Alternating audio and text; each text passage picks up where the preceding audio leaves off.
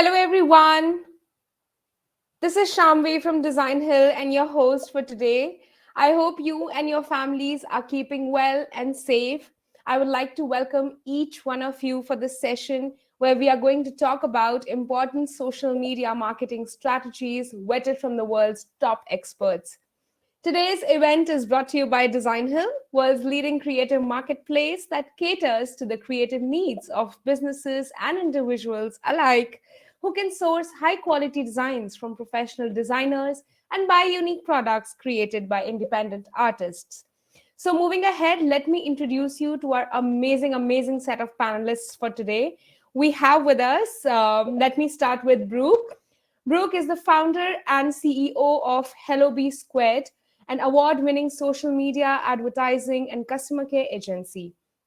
She has also been delivering digital experiences from the stage of Fortune 500, middle market brands, and well-known social media conferences since 2012. Hi, Brooke. Would you like to say a quick hi to our audience? Hello, everyone. I say y'all a lot, so I'll just say hey, y'all, and leave it at that.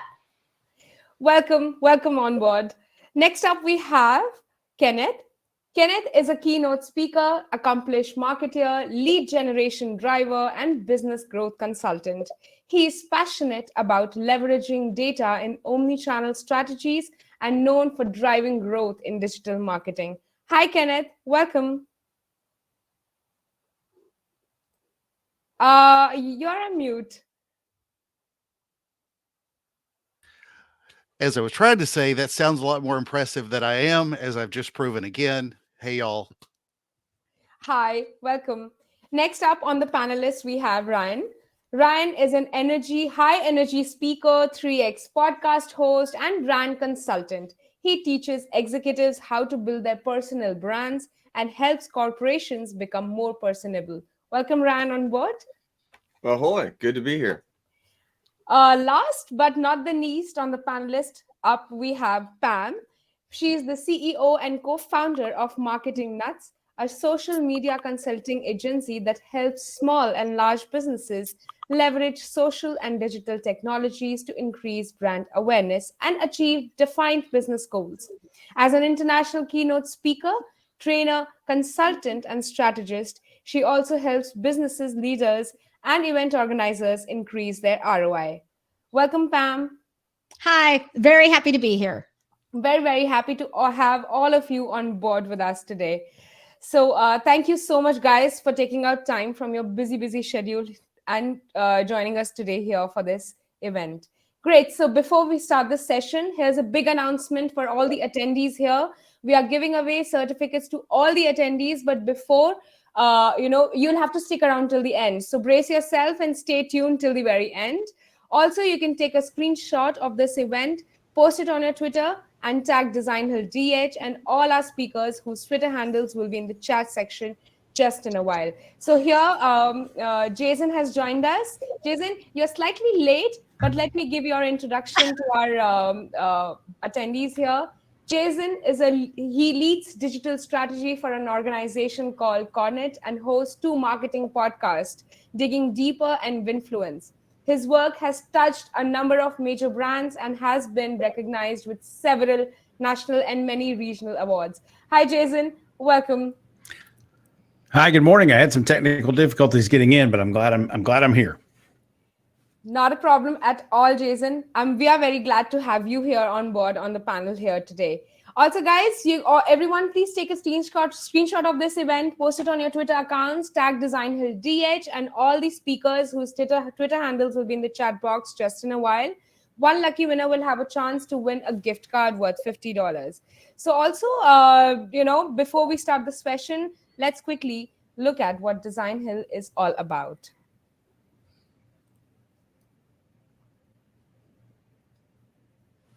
Need to get your parents off your back? Head to the world's #1 creative marketplace, Designhill. When I started my photography business, I needed something that said, this was more than just a hobby. It's not a hobby, Mom. This was more than just That's why I went to Designhill and got an amazing logo, super fast at a price, an amazing logo. The process was easy using Designhill's logo maker. Just enter the name of your business, then pick out a number of designs that inspire you. I'll pick this one, and that one looks cute. Then pick your colors or let the system decide. Add some more info like a slogan, the industry your business is in, and your budget. The logo maker, using machine learning and artificial intelligence, will design thousands of logo variants that you can choose from and adapt. In fact, I was able to get everything from business cards to t-shirt design and complete social media kit, all with the click of a button. With that, I'm all set. Now everyone I meet knows I'm a legit photographer. Even my mom. It's real. That's decaf. Let the world know it's real and build your brand with Designhill.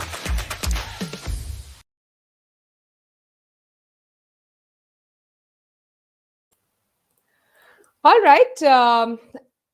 That was all about Designhill, and now we are all set to start this session. Guys, we will also be taking up questions during the session. So if you have any questions, please drop them in the questions section on your screen.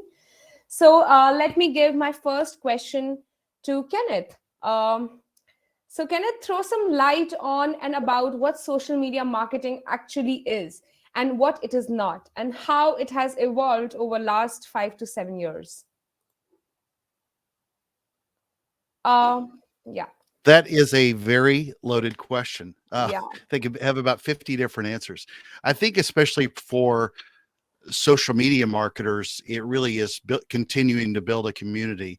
But for a lot of other folks, it's now become much more of a marketplace as well, and really understanding how the social and community fits in together, especially from an attribution standpoint. Figuring out where it really factors in as part of the customer journey is an ever evolving question. And a lot of those marketplaces are competing for dollars in your ad spend, whether you're on, Facebook or you're on, Google search. So really understanding how to leverage and understand a community as opposed to just a search channel with intent is interesting. I will also say that probably the biggest thing that throws all this for a loop is the introduction over the last year plus of Clubhouse. Although it has rocketed up and then it started to come down a little bit, now that we're having actual conversations with people as opposed to just, no offense, Brooke, Twitter battles, those kind of conversations have changed a little bit, and it's sort of becoming even more of a conversation than it used to be. True. Absolutely right. So, Brooke, would you want to add something to Kenneth's viewpoints there? To Twitter issues? Yeah, I think the change on social has been pretty drastic, especially as of late. The world has now been immersed in this pandemic for almost 2 years. And so we've seen a lot of really rapid change happening through social media, especially. I think, the two biggest things that come to mind immediately when you ask the question for me are, one, using social media for customer support and customer care has really grown, especially during the pandemic, right? Because even those people who maybe didn't trust social media have kind of been forced to live online for the past 2 years. So we've seen a lot of ad prices increase. We've seen a lot of people spending more time on social. We've seen a lot of people moving their customer support and needs to social media. And I think the other drastic change that we really start to see emerge here of late is the creator economy. So, the brands are now looking to the consumers for content. The consumer is now in control of how the brand is perceived. So I think, as Kenneth said, community is very important as a focus area for social because the consumer is now in control. So you might want to make friends with them and figure out how to collaborate through a really amazing community. True, that is. Community is very, very important. And right now, very rightly said, consumers are actually, demanding whatever they are demanding, brands have to deliver. Jason, please add to Brooke and Kenneth.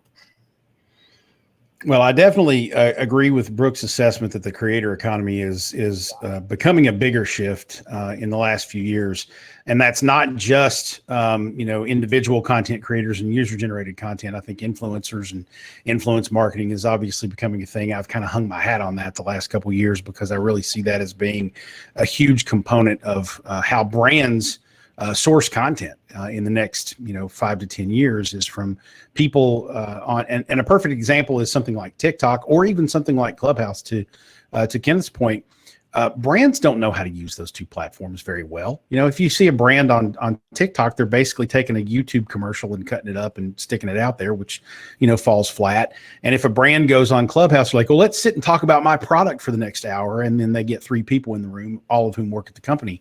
And so what happens then is they say, smart brands will say, okay, instead of us going to TikTok or us going to Clubhouse, let's find someone who already knows how to create well in that platform and find a way to partner with them. And that's kind of the definition of what we call influencer marketing these days, is finding that person who already has that established audience. So I definitely think that is huge.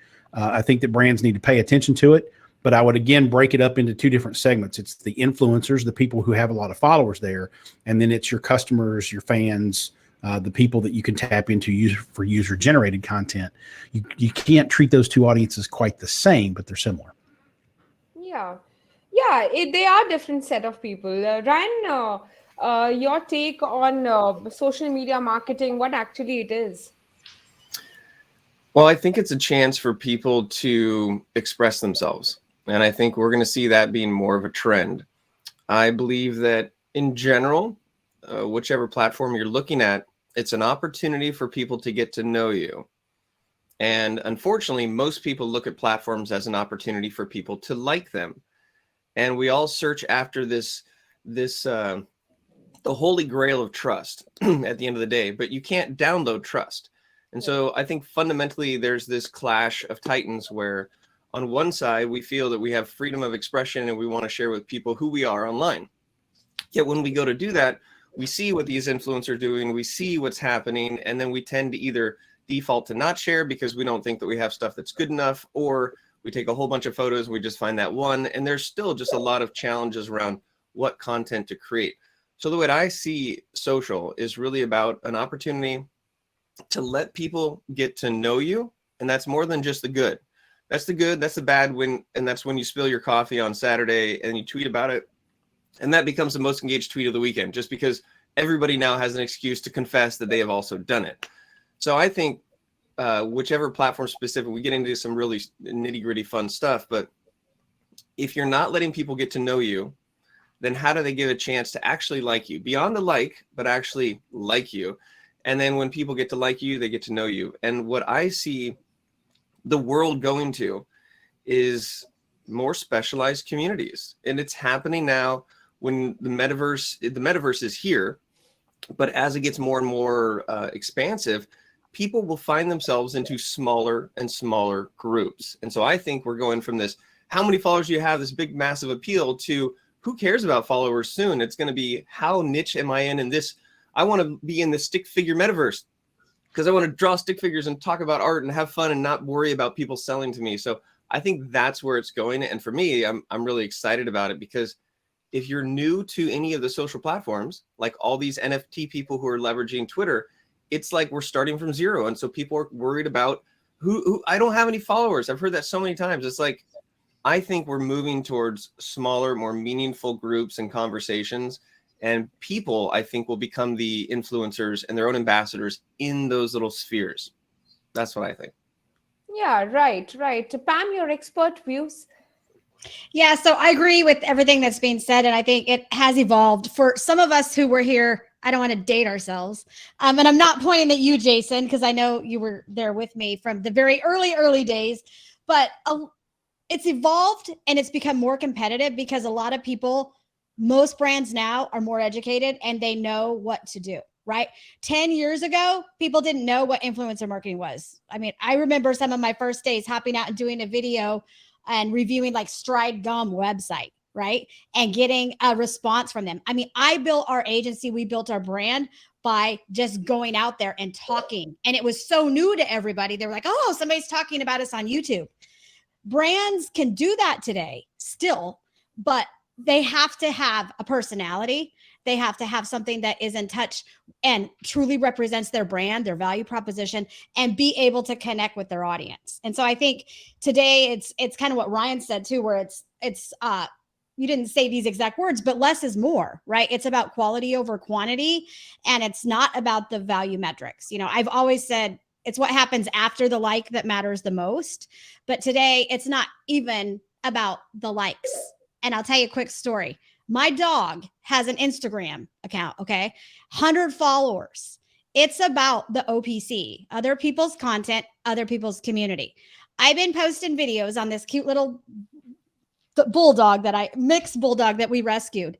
I posted a video yesterday, tagged the right accounts. Within an hour, she had 5,000 views on her Instagram. Okay.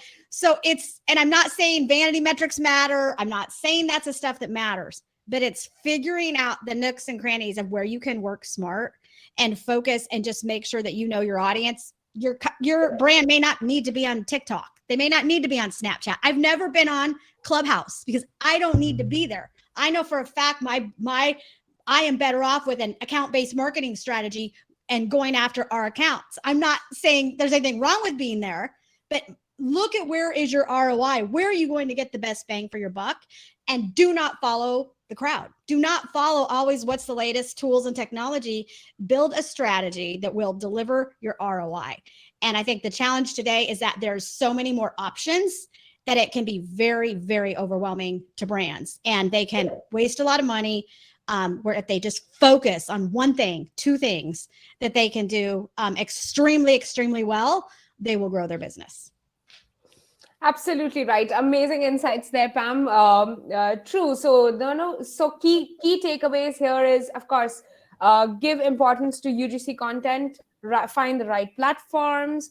Influencer marketing is the new era. And of course, building a community. Just find your community there. So truly, rightly said there. So coming on to my next question now, brands. As brands, any marketer want to identify the value of each conversion social media campaign, so give us tips on how can one evaluate the behavior of eligible prospects. That question goes to Ryan, please. Well, I would say that I like Pam's what happens after the like. And I think that for me, something that I find myself doing is this challenge of focusing on creating content as well as focusing on how to distribute the content. And sometimes those are two different conversations. So I get excited about a piece of content, I write it, and then I'll post it and sometimes remind myself like, oh, well, Ryan, you tell people if you post in the middle of a forest and no one's there, then it doesn't really exist. So now that you've gotten excited, you've written this content, how do we put that out there? And there are traditional metrics as far as, engagement, as far as likes and clicks and having all the analytics to track in the background. But I think that one of the biggest signs for success is that you're actually starting smart, that you actually have a plan for the piece of content when you share it. And I've never really been into advertising. I've just really had a zero budget that I've wanted to allocate for it. So all the stuff that I've done is organic. And one thing that I know people are starting to catch on to is this wave of NFTs. And I think there's a lot of opportunity in digital ownership. We're not going to get into it. But one of the things that's fascinating about these third-party platforms like OpenSea and Rarible, there are millions and millions of people that are creating pretty soon billions and billions of pieces of digital property and extensions and things. But these platforms do not have algorithms. These platforms do not follow user behavior to feed them better NFTs. At this point, it is literally, if you put something out there and you're like, oh, I've created it, no one will find it. And I think that as we look towards metrics, we have to assume no one will find it. And it is fascinating to me for people to recognize on Instagram, for example, on a good day, you might barely get 10% of your followers to even maybe have a post go through their feed. And so it's not just as simple as I posted it, therefore I can say that I was successful. I really think that metrics and how well your content is performing is something you have to look at. How well are you preparing? How well are you sharing? Whether it's old school email gathering in a newsletter, it's not easy to do, but consistency and making sure that you're just there and always available. So I look at content as what I call brand crumbs. And if you stop dropping brand crumbs or the brand crumbs are just eaten by a little bird that comes by, no one will see it. So I think the creator economy and people are really understanding the value of it. But let's not forget that once it's out into the world, you still have to drive people to it. And that's where working with a brand like Dot Online, I love it because I make short links for everything. I'm at Ryan.online. If I have a new article, it's Ryan.online/keyword. If I have a new NFT drop, it's RyanFullen.online/NFT drop, so that I can easily patch in and just help to keep traffic going. Sometimes I feel like a traffic controller just as much as a content creator. Rightly said there. Kenneth, do you want to add to Ryan? Kenneth, you're on mute. We're keeping track, Kenneth. We're all competing here for non-mutes. Exactly. So I'm a little more of a fan of advertising, I think, than most. Having worked with a lot of, and I'm sure we all have, but having worked with the large brands that I've worked with or directly for, I start thinking about this question from their perspective, as opposed to what I do as a content creator on my own who monetizes a podcast. But the larger brands that are spending more time on really creating sophisticated infrastructures, if you will, to study the analytics of how the marketing and the advertising works together, are starting to see more success. At the end of the day, your customer, and again, let's pretend we're talking about a large, Fortune 1000 type brand. At the end of the day, especially those customers, they don't care about the sausage making process. They're not breaking it down in a linear path of saying, here's what I'm doing only on Facebook, here's what I'm doing only on TikTok, here's what I'm doing only on search, and so on and so forth. The problem is a lot of the, again, attribution, I want to overuse the word, but really understanding not just where did it perform, but how does it all mesh together as part of a customer journey, is what I think is really starting to drive the market for brands in particular, as opposed to personal brands. If it's on, if I'm just talking about it from my own personal brand standpoint, then I'd probably give a different answer. But if I'm talking about a large corporate brand, that's where I'm really starting to think a lot more about how marketing and advertising are working together, included with social media as well. Right. Absolutely right there. Brooke, do you want to add something? Yeah, I think for me, the simplest answer is whether you're a small one-person brand or a large company, the most important step, I think, is identifying what you're trying to achieve. What is my goal with this thing, this piece of content, this event, whatever it is, and ensuring that the key performance indicators and the metrics that you measure match whatever that business goal is. So, just for an easy example, if your goal on social media is to drive people from your social media content back to your website, then you'll need to ensure, as Ryan mentioned, that you're tracking each one of those posts and that you have, the analytics set up properly for your website to understand how much of your traffic is coming from social, which social platforms drive the most traffic, which of those posts and what types of posts drive the most traffic.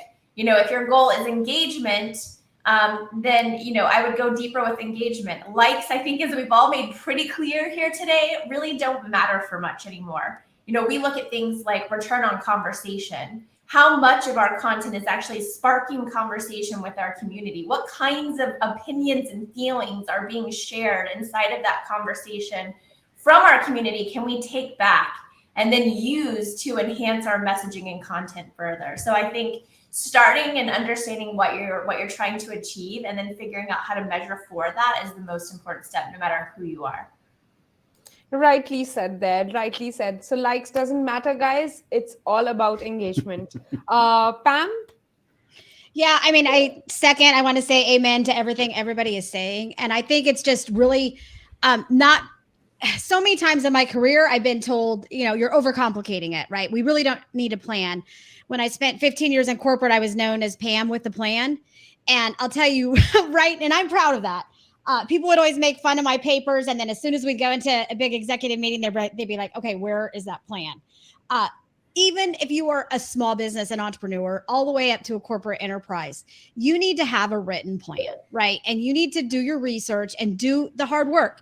Don't waste your time when you have an extra 3 hours, an extra half hour on looking at your competition, I mean, honestly, get out your pen and paper, get out whatever you do best at planning and being creative, your phone, your laptop, wherever you need to go, and put the rubber to the road and say, where are we going? Why are we going there? How are we going to be different? And I think that's the key thing that's happening. Like you're hearing here, even with, 6 of us talking, everybody's using different strategies, right? Some of us are not even on the same platforms. I'm not on some of the same platforms I was on 2 years ago. Okay. So you have to look at where your audience is and where is your audience paying attention, right? And because there are so many options today, it is, they can't possibly be everywhere they were 5 years ago, 10 years ago, 2 years ago. And so I just go back to focus is key, and then knowing your buyer and knowing every single thing you can about your buyer, and don't, be something to somebody versus trying to be everything to everybody and ending up being nothing to nobody.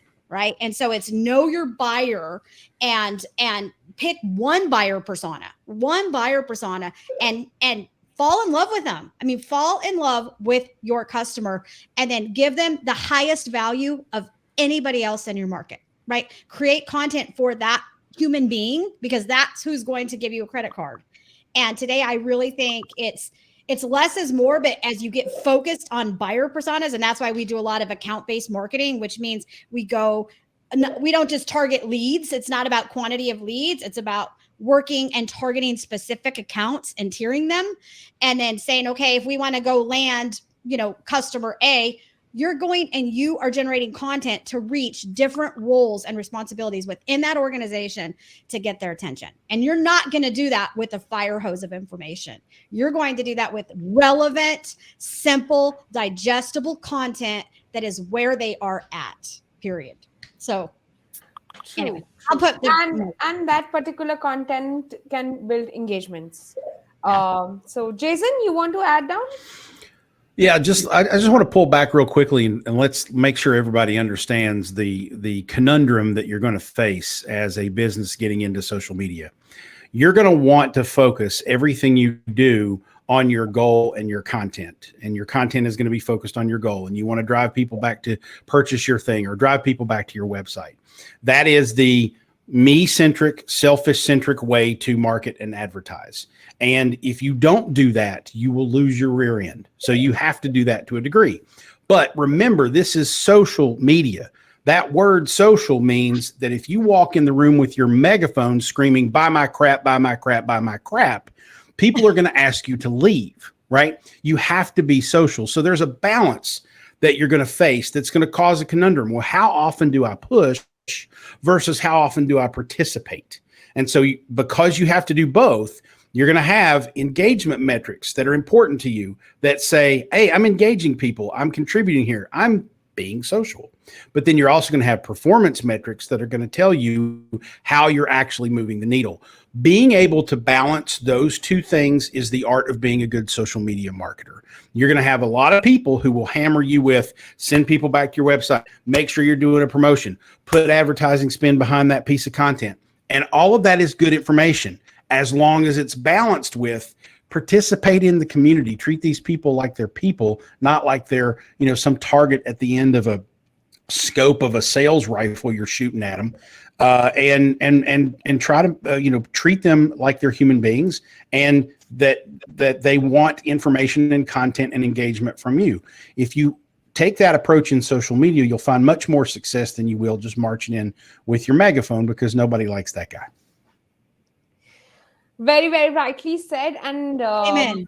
That actually gets me to my next question and my last question for my first segment here.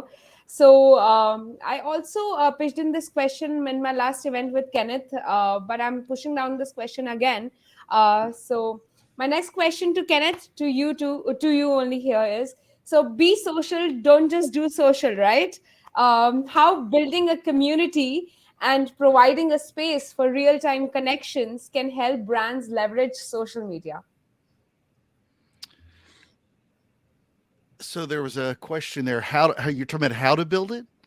Yeah, how building a community and providing a space for real-time connections can help brands leverage social media. We have been talking about this Whatever I said last time, I'm sure was brilliant. I just don't remember any of it.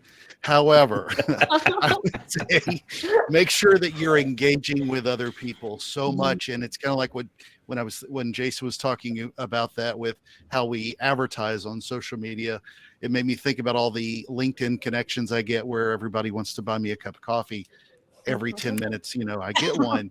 And they never want to engage on my content. I think, especially for LinkedIn, in particular for B2B marketers, it's really understanding how to engage with other people as opposed to strictly making a connection, a follow, a one click and disappear. It's really about engaging with other people. And I found that having worked for a large brand that had hundreds of thousands of followers, I got more bang for the buck out of just engaging with somebody who had 3 likes and 3 followers. If I engage with them, I got a lot more out of it other than just a post I would put on my channel, and then everybody would scream, "Hey, you didn't deliver this by then," and all this other stuff. It became less of a target and more of just an engaging community, really engaging with other people. So for me, that's a big deal. And that works on the personal side or the large brand side as well. But I think it's one of the big differences as well with social, to kind of add on to what Jason said, is when you think about where we are with advertising in particular, if you haven't really built a community on your social media platform, your advertising doesn't work very well. You could do this with TV ads and not worry about how somebody's really going to respond to it.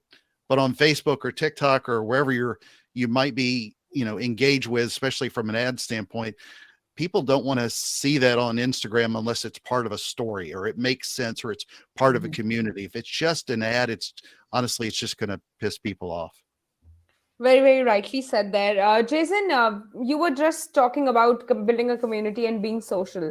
So how brands can leverage this on social media? Well, the first thing I would start for, if you don't have a clear path to that answer yourself, is just be useful. If you jump into to Twitter or TikTok or Instagram or any of these social platforms, and you're just trying to be a resource for people, answer questions, and you can search for people asking those questions. You don't have to wait until they come to you. You can proactively go out and find someone. I don't know how to change the oil in my car. Well, hey, I'm, Valvoline instant oil change. Let me tell you how you can do that. And if you don't want to do it yourself and get dirty, then you can come to us, right?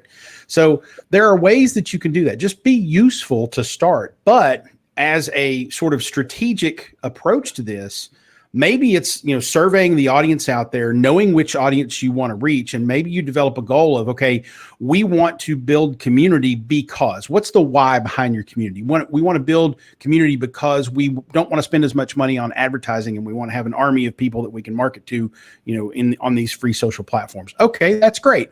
How are you going to gather people? Why are they going to come to you? Probably my favorite example of that was Fiskars, the expensive crafting scissors.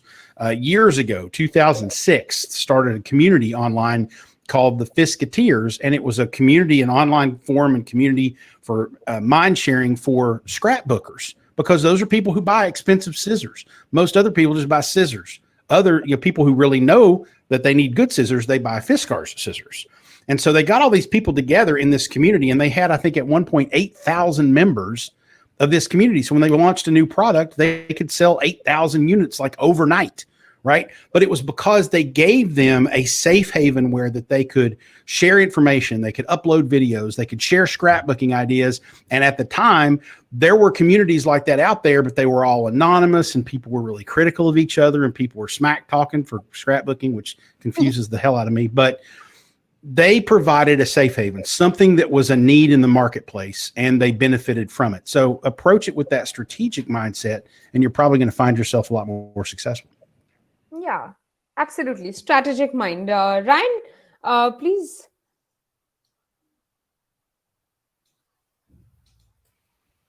Please take myself off of mute.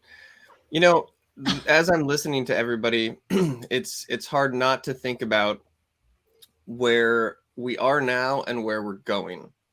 And so if you're listening, there are some of these concepts that are going to be that are going to hold true forever. And I think that's the kind of things that are valuable when it comes to community, is that These platforms will come and go, but your community will stay. And again, not to go back to the NFTs, but it's really relevant right now. The whole success of a lot of these projects is really not about the art, not about how well this pixelated thing looks. It's about how well they can build a community. So they've jumped to Twitter, and then they have a Discord, and that's like a side conversation where they're having these conversations. So, sure, you can have a public facing social platform that you drive with paid ads, that you do all the right things.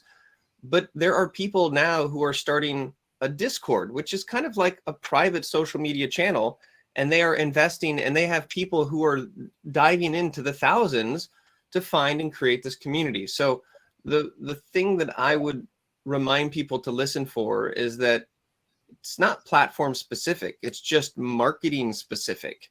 And there's a nice old school case study about 1,000 true fans. If you can get 1,000 people who really, really love you, and they will pay for your usefulness, as Jason says, per month, at a small fee of like $100 a month, that pans out to $1 million in your pocket if you do it right. So again, a community, and I saw somebody in the chat talk about how they got 200 people to sign up for their Facebook event, and only 10 people showed up. And they have a fear that there's fake people behind it. The good thing about community, unless you have a really talented bot programmer, is that typically those community are filled with real people. And so if you had 300 people that you built in that community and you were advertising an event, not just a flash in the pan, but something that you had built a relationship with, and they began to know you and like you and trust you, then the percentage of those 300 people that you have a relationship with, at least those that show up, that they are invested and they're there. They're not just a vanity metric or a fake like or something. So again, I'm just going back to where we started, which was it's not necessarily about the numbers, but when you have a small, medium, or large size community, it transcends platforms and it transcends hacks and these different hacks and apps. I just really feel that everybody's listening for the hack or the app. Mm-hmm. Spoiler alert, Pam even led onto it here. Successful social media marketers are not doing what everyone else cannot do. We all live in the same box here. We all have the same tools. Successful social media marketers are doing what every single person can do, but not everyone does. And it comes down to putting in the work. And so I think people spend more time thinking about their strategy than they do writing a blog and pulling the trigger. As Brian Fanzo says, press the damn button. So I don't mean to go off track with this, but communities transcend platforms. We talked about Clubhouse, but then now Twitter has Spaces. So I know people that are making the migration from Clubhouse to Spaces. And so forget about the community and focus on a community. Very, very rightly said there, Ryan. So now I'll take a mid-roll here. All right. So I hope everyone is enjoying this session. And before we move forward, I would like to give a quick shout out to Designhill, world's leading creative marketplace. And our amazing panelists here. Quick shout out to you too.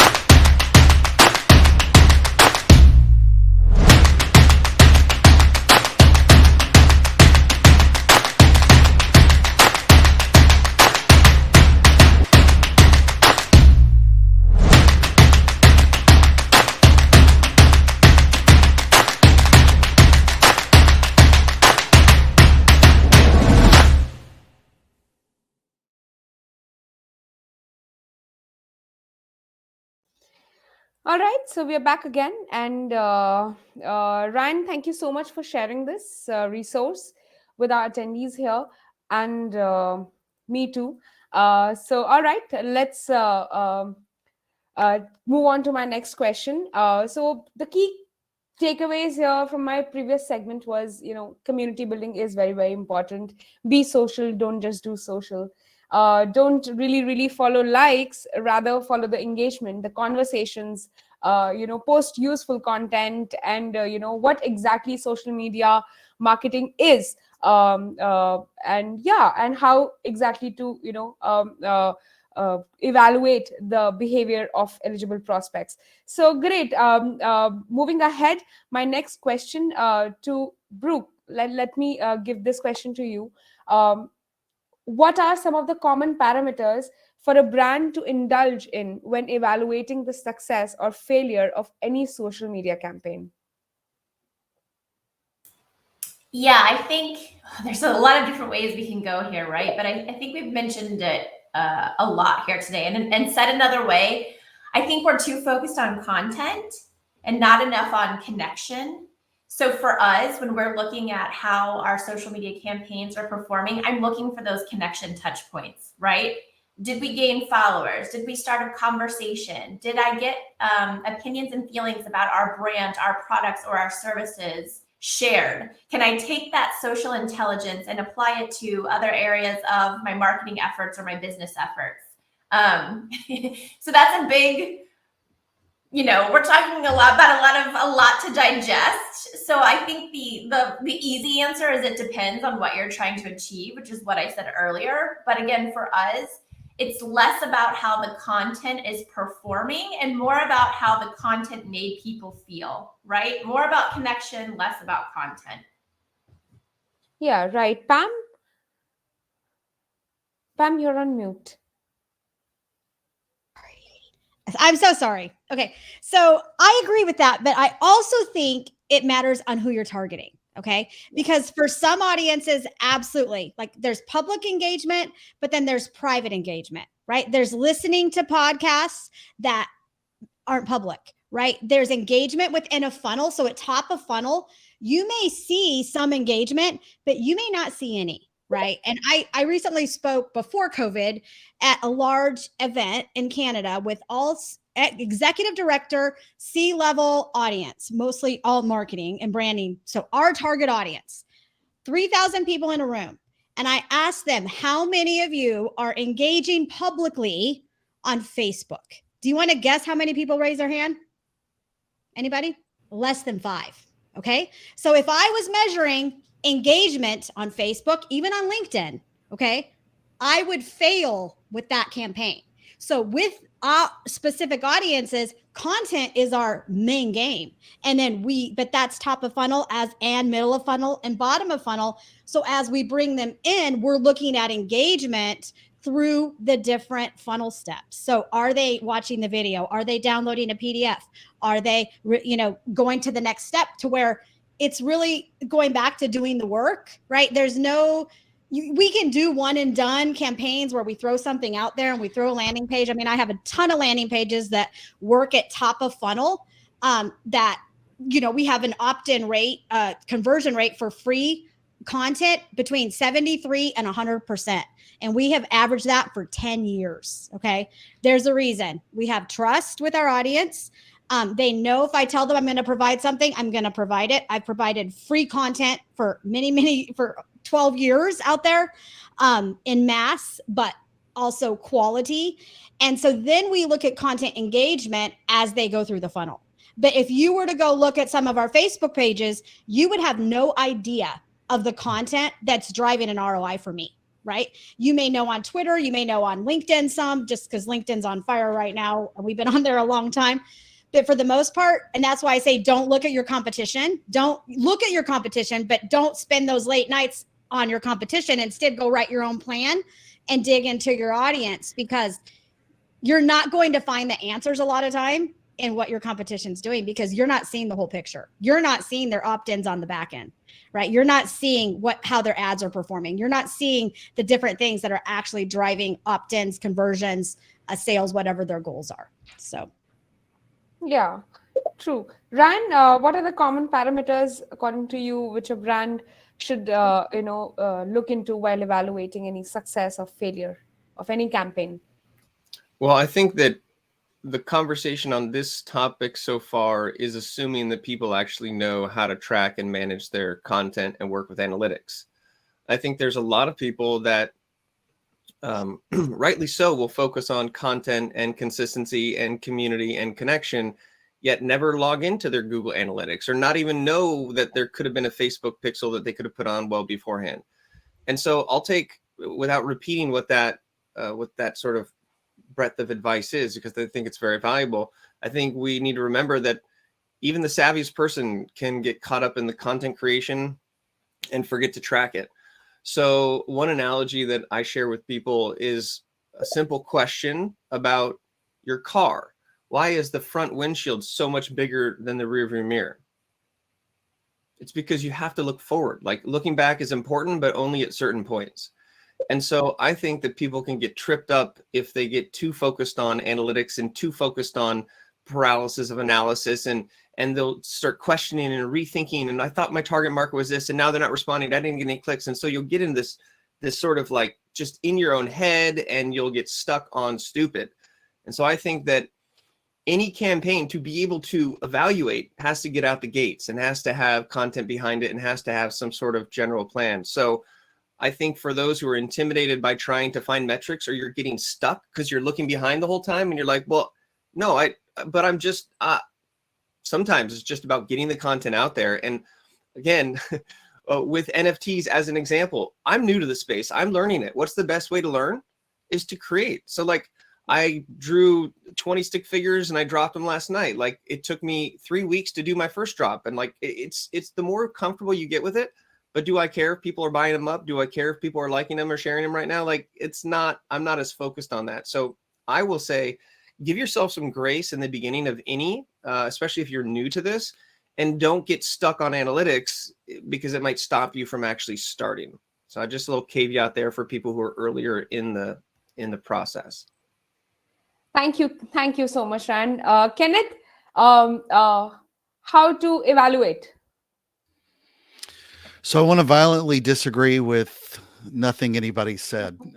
First of all, no, I think one of the things, I'm going to try to touch on something different, but I think even for small to medium-sized businesses as well, really helping think a little more about campaigns is getting more of the teams, breaking down those silos internally, which is still a problem at a lot of small and medium businesses I work with. They don't get enough people engaged in their customer support, customer service, customer care team. They don't get enough people in their sales team to do it. They don't get it, it all so often just becomes a marketer gets to own all of this.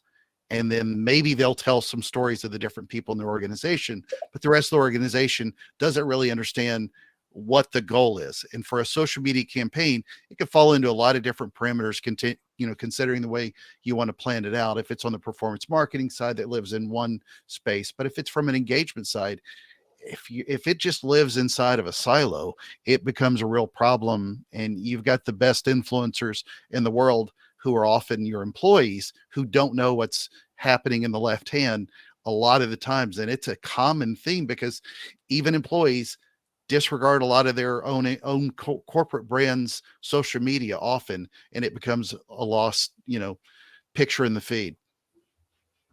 Yeah, right. And I'll add to that real quick. One thing, Yes.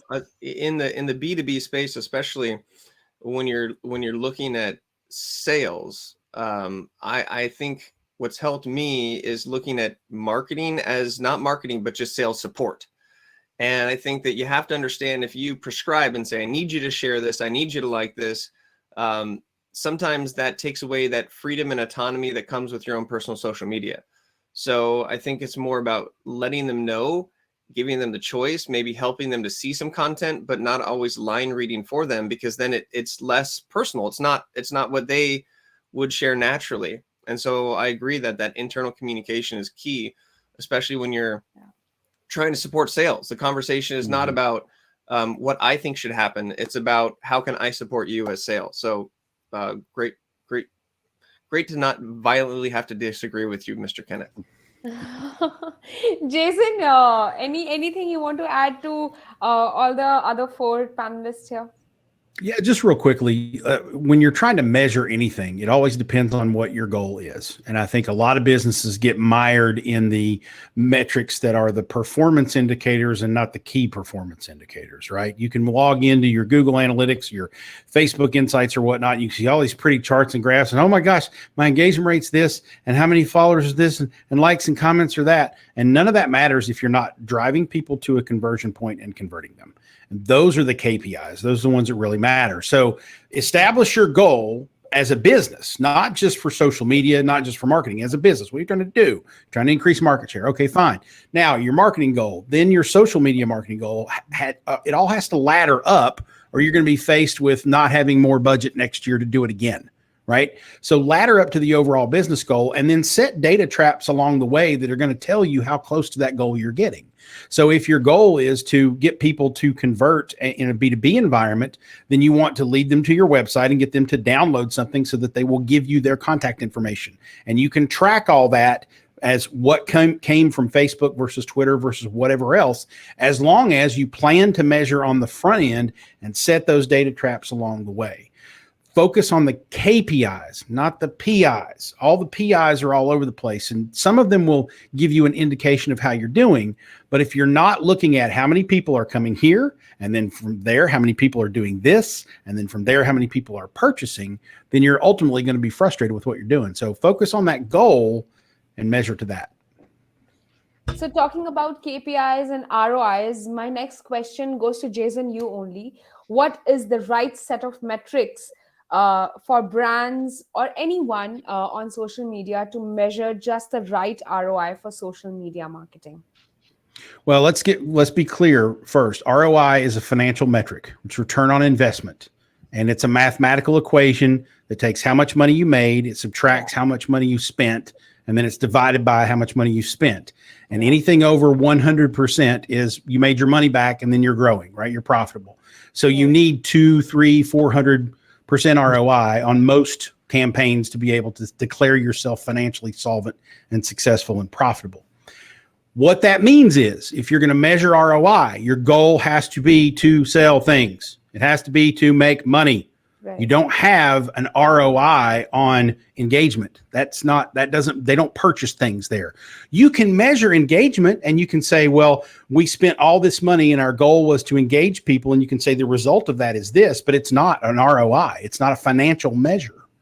So the important thing to do if you want to measure true ROI is design social media programs, digital content, social media content, calls to action that will convert people to purchase. And then you have the metrics you need to be able to do that math. Right, absolutely. So the only thing running in my head is anybody who will be running social media campaigns through advertising or would be putting down, any brand or any individual would be putting down money. Like I own a Instagram account of my cat and I put down money in it to run through, to gain followers, like to get the ROIs. So anybody who's doing this would definitely want to measure the right set of metrics to drive the ROI. Ryan, would you like to add something to this? I'll just add that unless you're trying to make money with your cat, then I would go back to what Jason said. You even mentioned ROI. So again, I am trying to make money. Of course, if I'm investing my time there, I'm creating content on that page, doing all of that jing bang around it. I am trying to make money. So yeah, my ultimate aim is to make money. Okay, then you're right on track. But again, I like this idea of it looking as a monetary feature. Ted Rubin, he talks about return on relationships, which sometimes I think as we're building community, sometimes that's more important than selling a product, because you can't really sell the product before you build the community and create awareness. And so sometimes if we chase after the ROI from the beginning, we might get skewed measures as opposed to focusing on maybe the ROI will hit after we have certain other metrics or goals of engagement or building an email list to 100 and then starting to measure and things like that. So I'll just go back to this core simple advice that's staring us all in the face that everybody wants to ignore. It's that in order to be successful, you have to have the goal, and the goal is not easy to set. And so we default to, well, let's just create something. Let's forget about the goal and let's just put it out there. And then you put it out there, but then you don't have time to measure it. And then comes time for another campaign, and you look back, you're like, well, it kind of worked last time. Let's just try it again. So I think there's this cycle of not putting as much importance on the metrics. And so that's where it comes to that personal decision. And for me, if I'm out the gates with something, I won't necessarily worry as much on that ROI because I know that there's a sunk cost in pushing that. And so I'm not looking to find an ROI on my NFT projects right now. That's the least concern. I've already accepted it's going to cost me money to create awareness and to see if I can get traction. So for you, maybe instead of focusing on your ROI and your cat right now, focus on another goal, or as Jason said, a goal trap. Or go, Jason. No, I was just gonna say, or you could do that, focus on another goal, or you could find a conversion metric that gives you money that allows you to move ROI. So I'm driving a bunch of followers to my Instagram account to see my cat, and every fourth or fifth Instagram story, I'm pushing them to a page where they can buy a coffee cup with my cat's face on it. Now you can measure ROI. Rightly said there, Jason. That's a very, very great idea. I think I'm going to put that through on my Instagram page. All right, so now's the time, though. What's your cat's name? What is your cat's pitch? And why should we follow your cat on social? Because I'm going to hover right now. I want to know, what's your pitch? Why should we follow I'm buying the first mug, by the way. I want that cat's mug. And does your cat follow Pam's dog? Talk about connection. My dog goes down slides. Okay, yeah. She goes down slides. So you got to go check her out. But really, what's your cat's Instagram? Come on, let's get real here. I want to look it up. I would definitely be sharing the link there on the moderators section there. Brooke, please add to this question. I think. So what I find a lot of times, we've kind of touched on this a little bit today too, is that a lot of companies, big and small, get caught up in trying to like prove ROI when sometimes it isn't a mathematical equation. One of the things that you can start to do, either manually, and this would be much easier with some sort of like social media tool, is that we need to understand that the digital journey that happens on social media encompasses a lot of different parts, touch points of the experience and the purchase path, right? The path to purchase. So one of the things that you can do if you're not quite to the point of measuring return on investment is start to tag or label the incoming messages you get through your social media efforts as acquisition or retention. And then you can quantify that information for your C-suite. I'm guessing it's probably not the C-suite who's doing this, right? And you can show them this percentage of our messages that are coming in are about acquisition. 10% of our messages are people looking to buy. They're comparing our product with another one. So we have to be present and we have to answer in as real time as possible, because that's 10% of people, right, who are talking to us trying to potentially buy our product. Or if it's retention, we all know the old cliche that it's much cheaper to keep a customer than it is to find new ones. Retention is just as important, if not more important, than acquisition. So you can start to quantify that data for your C-suite. 80% of the messages that we get on social are about retention, right?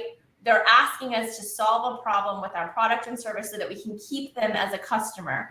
I think that might be one way that you can quantify some information for the C-suite to start to put a value to how valuable social media is. To put some sort of KPI on it. I think that's a really easy, and I say easy in quotations because I know it's not easy, but that's an easy way to start to quantify what's happening through social media for your brand so that you can then show higher ups like, hey, here's the gut, here's how we quantified it, here's how we should move forward. Yeah, can I?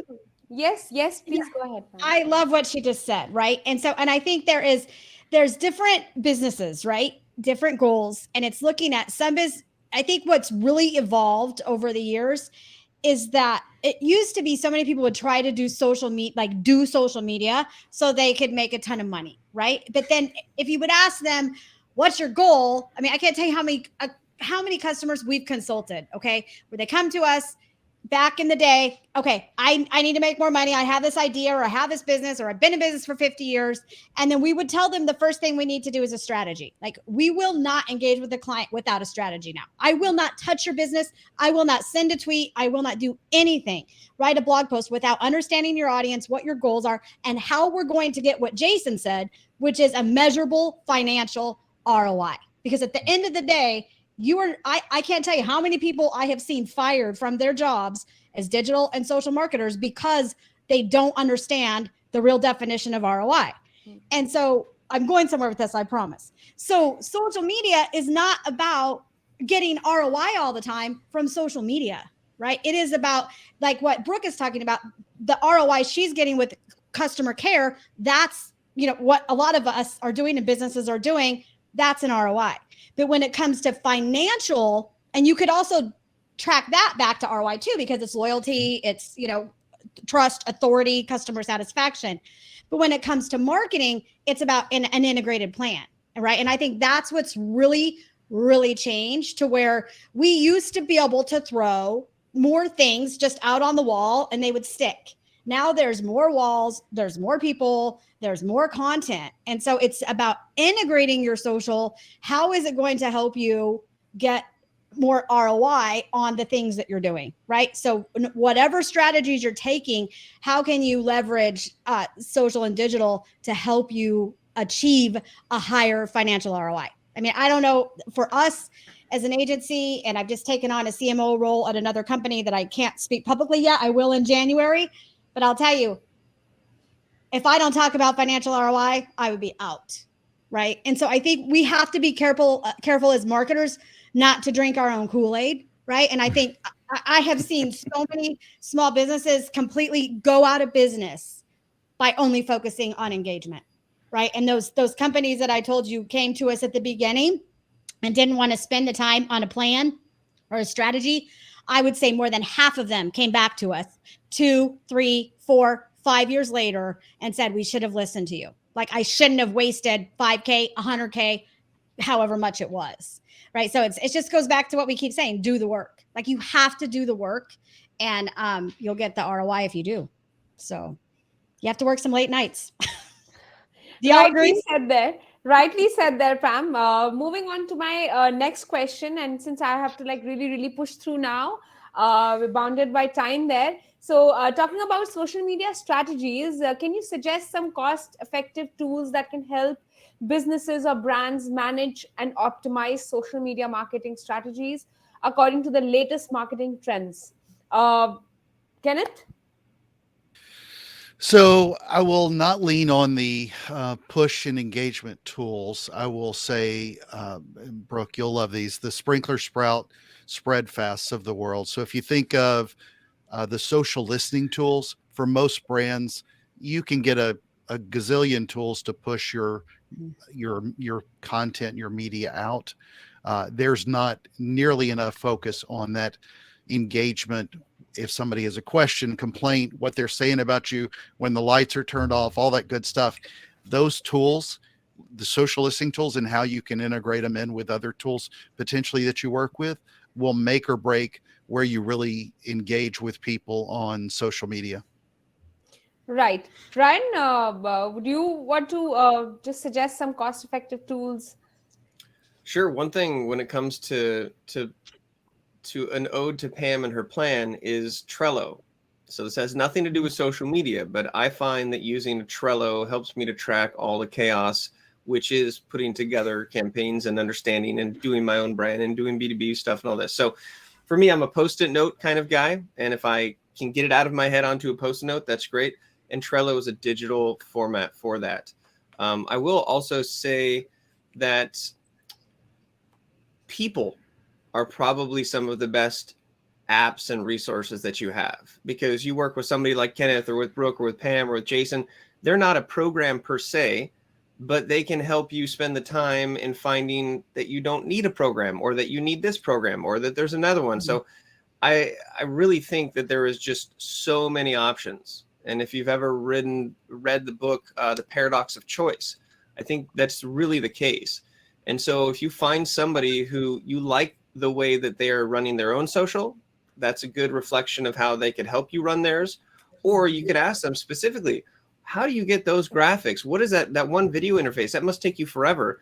And just reach out to them and see what that is. Because it might just be a weird little app, or it might be Canva the whole time, or it might be that they hire a VA. So sometimes the best app or hack just comes in the form of a living, breathing person who has a little bit more experience and has cut their teeth and has made some mistakes and has lost a lot more money than you have to get to where they are. Let me add briefly to what Ryan just said, because I love when he said that about people, a free one that everybody can get access to. And it's not really a social media tool, but it's a Google Doc or Google Sheet, being able to share content calendars with a lot of the people on your team, not just the people in your direct team, but other different people that all play a part of the sausage making process. It matters. Right. Jason, anything to add quickly? Yeah, I mean, I when Kenneth started talking about social listening tools, like I got really excited because I love that stuff, because that allows you to understand your audience. And if you understand your audience better, then it's going to save you time wasted on this social network that they don't pay attention to. So I would echo what he says, but I also want to make sure that we think about the influencer marketing space and the user generated content space. I use Tagger. I love Tagger, and I have a relationship with them disclosure wise. But there's lots of great tools out there. I just reviewed one called Trend Hero as well, which is the same kind of thing, just for Instagram. It's lower cost. So just do some searching and find those influencer marketing tools that can help you identify people to help get your information out there. Right. Absolutely right there, Jason. I'm quickly moving ahead, and my next question goes to Pam. What are the best budget planning approaches for social media campaigns, especially looking at the latest trends? Yeah, so I'm all about looking at specific focus and target and breaking it down by market segment and then buyer segment, and then really, going to the human level, right? And who is it you want to buy your product, and then integration is key, right? And so in everything everybody's saying here, so with influencer marketing and what I call OPC, so other people's content and other people's community. So it doesn't always have to be a paid influencer, right? And so you can accomplish a lot. So like companies we're working with right now, like even the company where I'm leading as a CMO, it's a 50-year-old training company, right? And so a 50-year-old training company that is building authority now on digital and social. And what you're going to see us doing is establishing authority with different key players in the market of where we want to go, right? So launching podcasts, launching a webinar, but it is all about partnerships. It's not just about content, right? So it is about awesome content, but with the power of community from day one. And so where if you were startup or a re-startup. So that's why I say, like, I'm running a digital transformation for a 50-year-old startup. Okay. It's a blast, but we're starting fresh, we're starting fresh, but with a 50-year-old history. So no matter where you are, if you have little digital footprint, go big. Right. And I think that's the biggest thing people miss out on, is that they're like, okay, I'm new. I don't have any friends online. I don't have this. They look at all the things they don't have instead of what they do have. Right? What do you have that you can help somebody else grow? Who could you bring 3 to 4 people on your team that don't even work with you, that work in, it could be competitive. I believe in abundance where there's enough for us all. It's like, what can we all do together so much better than we can do as one? And how can we go just crush a market and get rid of those limiting beliefs that we have and set those goals and go after it? Because if you look back like the last 10 to 15 years of the companies and the people who have succeeded online, I truly believe they are the ones that have just went for it. They haven't waited for permission, right? We haven't waited for permission, said, oh, is it okay if I go ask this person to do something with me? No, we hit them up in DMs. we talk, we engage, we say, let's go do this. You don't have to wait till you have authority to go have meaningful conversations with companies and people who are going to help you build authority.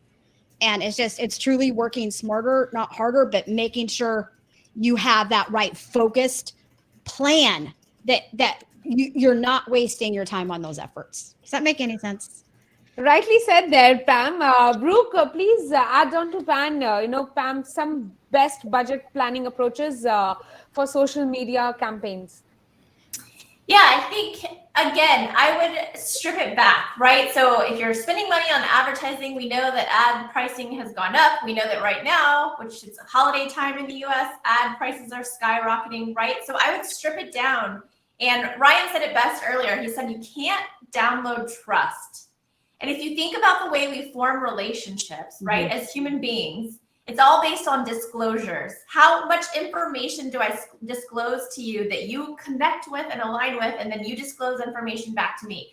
Most brands are living in cliches and facts. They're giving out cliche information, they're giving out factual information, but that's not how relationships are formed. Relationships are formed through opinions and feelings. So I think that you need to focus on having those conversations that elicit that connection that happens through opinions and feelings with your community, less than focusing on budgets or ads or platforms or mediums, right? Because those are all going to come and go, as we've said. Right, absolutely. Ryan, anything to add quickly? Ryan, you're on mute. That's because I was trying to send my little call to action out, which trapped me in the clickable clickiness because I can't be unmuted and I lose that. I will just echo what everybody's saying, but also with the caveat that back to this whole goals, your goals might be different. And so it's about taking pieces of this information. And just like if you've ever gone to a conference, I know it's been a while, but you go to a conference and you're like, oh my gosh, there's so much amazing information. And then I talk to you 6 months after the conference. I'm like, what did you do with the information? You said, absolutely nothing, because I was just overwhelmed. So what I would say is take of the 10 things you've learned here or that resonate and find like one of them and actually just try to do that one thing and then see what happens. Because the worst thing you can do is get all this information, get overwhelmed by it, get excited, look at all your notes, and then do nothing with it. So I think, again, sometimes it's just putting in that work. We feel satisfied when we get new information. Our brain is like, this is a happy place. What happy people. This is great information. Okay. But it's only until you take those applications or you download applications and you try them or you contact people or you implement that you actually become fulfilled, that things work. So there's a false reality that hearing information is valuable. It's about taking the information and applying it. So just find like one thing. And I think that's really the trick of getting the most out of having so many different perspectives here. Right. Kenneth, something to add again, quickly. At the end of the day, try to learn how to stitch everything together. Because again, as important as social media is as part of the conversations you have with people, it's one platform, albeit a big one, but it's got to drive back towards whatever you're selling, whatever the nature of your business is. Don't get trapped in a lot of the metrics, especially the vanity metrics that so many people get caught in. Right. Jason? Fist bump five people today. Just do it. It'll make you feel a hell of a lot better about yourself. Do it. That's it. That's what I got. Right. Thank you, guys. All right. So this brings us to an end of this wonderful session with our amazing panelists. This was indeed a value-packed session here, although there's a lot more that we could have learned. But unfortunately, we are limited by time here. I hope you guys enjoyed this session because I personally did. I'm going to rewatch this session tomorrow and go through all the main pointers, all the key takeaways here. And anything you guys want to say before I end the event? Peace out. Everybody be safe and well. Find and follow everybody here. Find and follow everybody here. Find and follow everybody here. All right, guys, this was not where it ends. We have a lot more events lined up here for you guys. So don't forget to check out our events page. All the links will be in the chat section there. To watch this session and other such wonderful sessions, please subscribe to our official YouTube channel, and the links will be in the chat section there. For all the designer and artist community who are listening to this and wish to be a part of this thriving designing community, go visit designhill.com. On that note, I would like to say a quick bye to everyone, and stay safe, be healthy, and yeah, see you soon, everyone. Great job.